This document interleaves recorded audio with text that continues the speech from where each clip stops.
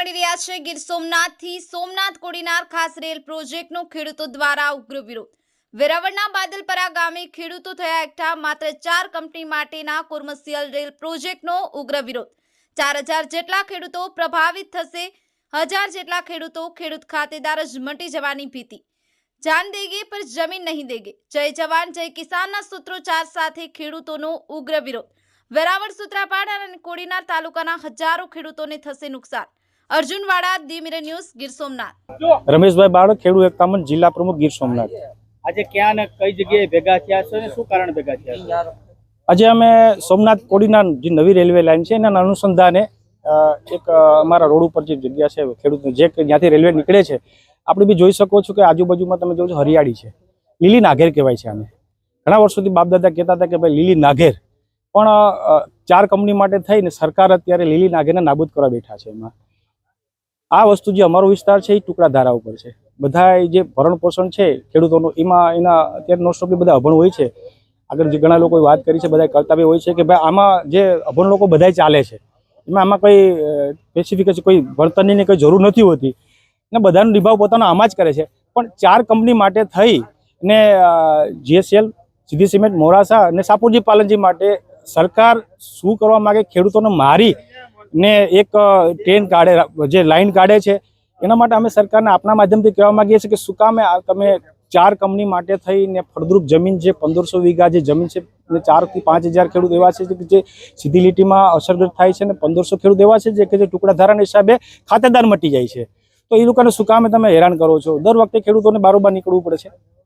ગમે ત્યારે તમે જોવો છો ક્યારે ઉદ્યોગવાળા બહાર નીકળ્યા છે ને તમે કદાચ ઉદ્યોગોને પ્રોત્સાહન આપો, મને વાંધો નથી, પણ ખેડૂતોને શું કામે? ખેડૂત એવો વ્યક્તિ છે કે જે બધાનું પોતાનું તડકો નથી જોતો, ટાઈડ નથી જોતો કે વરસાદ નથી જોતો, બધું છોડી પોતાના હાથમાં આવે કે ના આવે છતાં બી બીજાનું પેટ ભરે છે। કાલે સવારે તમે ઉદ્યોગોને બધી જમીન ફાળવી દેશો, અહીં ઘણી વસ્તુ આવે છે, રેલવે આવે છે, હાઈવે આવ્યા છે, કેનાલ આવે છે, પછી ગેસ લાઈન હોય છે, ઘણી વસ્તુ લાઈટ, ઇલેક્ટ્રિસિટીની લાઈટ હોય, બધી જો સરકાર સંપાદન કરે છે તો અનાજનું ઉત્પાદન ક્યારે થશે? ને ખેતી વસ્તુ એવી છે કે ઇન્ડિયાની જે જીડીપીમાં સારામાં સારો બેનિફિટ ફાયદો આપતો તો ખેતી છે।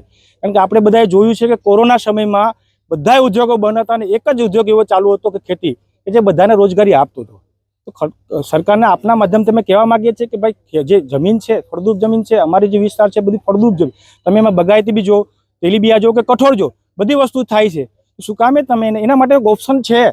અમારો વિરોધ એટલા માટે છે કે એની પાસે એક ઓપ્શન છે કે ભાઈ વાયા તાલાળાથી અત્યારે મીટર ગેજ છે, વેરાવળથી વાયા તાલાળા થઈ પ્રાચી થઈ ને કોડીનાર જાય છે, એને મીટર ગેજમાં બ્રોડગેજમાં કન્વર્ટ કરવામાં આવે ને લાઈન એમાં જોડી દે, આ લાઈન કેન્સલ કરે એટલે પર્યટક ઉદ્યોગનો શાસન વિસ્તાર છે એને બી ફાયદો થઈ શકે। લાંબા જે મીટર ગેજ થતા લાંબા રૂટની ટ્રેનો આવશે, બેનિફિટ એમાં બી થશે ને કોડીનારમાં જે લઈ જવાનું ત્યાંથી છારા નજીક છે તો જે સરકારી વિસ્તારમાંથી લઈ જાય, ખરાબામાંથી લઈ જવામાં આવે, શું કામે આ કાઢવામાં આવે 4 કંપની માટે થઈને?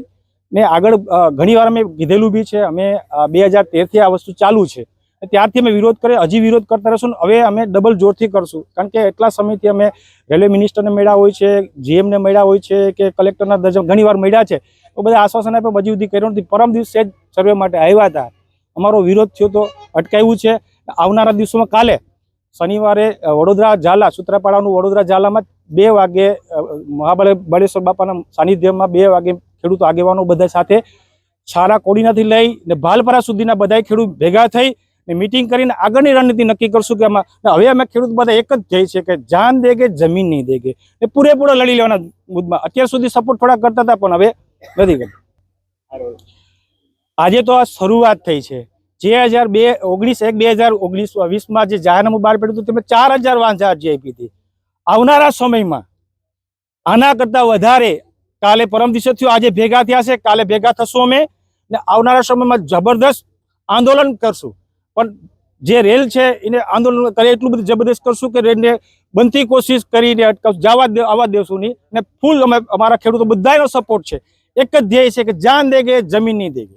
હેલો, નમસ્કાર, જય શ્રી કૃષ્ણ। હું છું તમારો પ્રિય ખજૂરભાઈ। તમામ ગુજરાતીઓને કહીશ કે સરસ મજાનું ન્યૂઝ એવું કે દેવ મિરર ન્યૂઝને જોતા રહેજો। જય માતાજી, જય શ્રી કૃષ્ણ। નમસ્કાર મિત્રો, હું ફિરોઝ ઈરાની આજે તમને એક નવી વાત કરવા આવ્યો છું।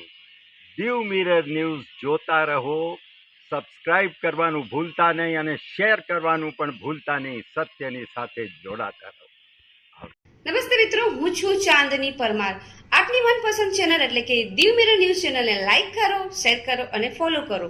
અને હા, તેમાં દરરોજ તાજા સમાચાર જોવાનું ભૂલશો નહીં. દીવ મિરર ન્યૂઝ દરરોજ લાઈવ અપડેટ ગુજરાત રાજ્ય દેશ દુનિયાના તમામ બ્રેકિંગ સમાચારો નિહાળો દીવ મિરર ન્યૂઝ ચેનલ પર.